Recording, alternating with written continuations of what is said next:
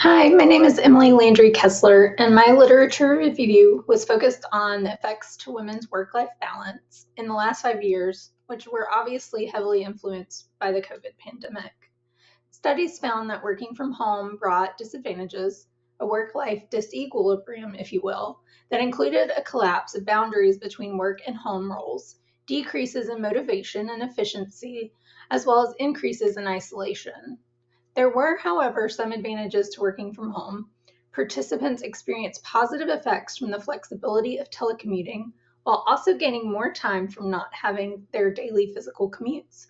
They were able to use this extra time to focus on their other priorities and to bond socially with their families, their support bubbles, and their communities. Female employees experienced work-life balance during COVID in ways that male employees often did not. They reported increased feelings of failure and inefficiency, as well as guilt. And women who were essential workers or were married to essential workers saw varying levels of stress and fatigue compared to women whose household contained no essential workers. Gender inequality played a big role in many of the studies. One study found that while men's work family conflict mostly came from job insecurity, women's work family conflict was more related to traditional gender role ideology. These gender roles were sometimes already present and thus further exacerbated by the work-life balance changes that were forced by COVID. But one study reported that even some relatively equal partnerships showed increases in gender inequality.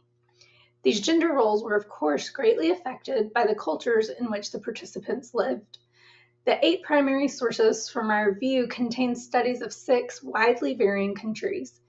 In studies of women from India, it was noted that their collectivist culture already expected them to perhaps manage childcare and elder care as well as their careers. So the pandemic and working from home might have only further entrenched those roles.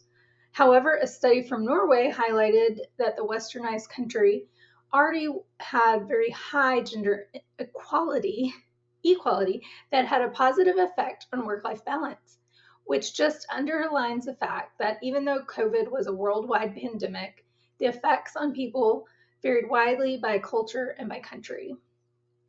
A couple of the studies mentioned direct takeaways for employers. Beyond the obvious, women's experiences should matter, underlying all of the studies. Continuing to allow for flexible work schedules and telecommuting could prove to be a way of supporting the work-life balance of women in the workplace. In addition, ensuring that employment policies are inclusive of both male and female employees should also be at the top of the concerns in both working conditions and an equal access to family leave, as well as by being on alert for policies that might reinforce traditional gender stereotypes. Thank you.